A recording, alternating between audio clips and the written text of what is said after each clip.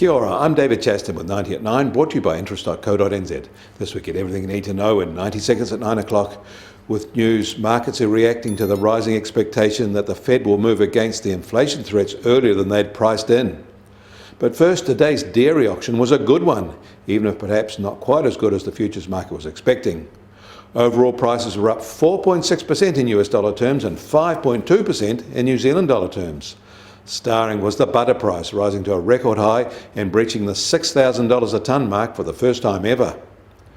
But the big overnight international financial market news is the emergence of a taper tantrum on Wall Street as markets reprice for the end of QE. Earlier Fed rate hikes to push back against inflation and sharply rising benchmark bond yields. In the situation going forward, asset valuations won't be supported by cyclically low yields. And the booming US economy may come off the boil somewhat. Certainly the New York Fed's Empire State Factory survey suggests that things are levelling off abruptly in response to the Omicron surge, but that expectations remain buoyant in this key manufacturing region. Prices remain elevated and investment intentions remain very strong there. And Japan's industrial production data for November was up a strong 5.1% year on year and an even stronger 7% from October. This augurs well for Japan and also suggests international demand for their high-tech exports is rising.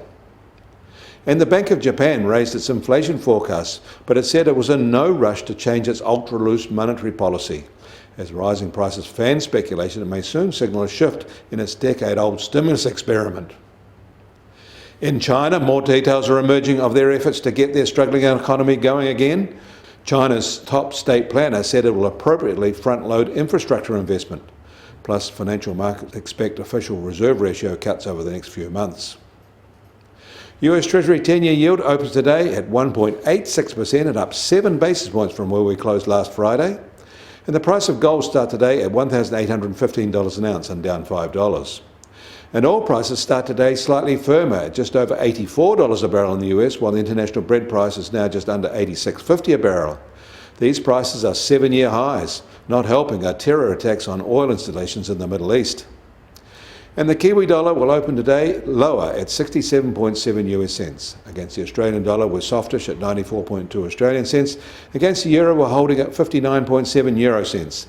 That means our trade-weighted index starts today at 72.1 and a slip since this time yesterday. Kia ora, I'm David Chaston. That was 90 at 9, brought to you by interest.co.nz.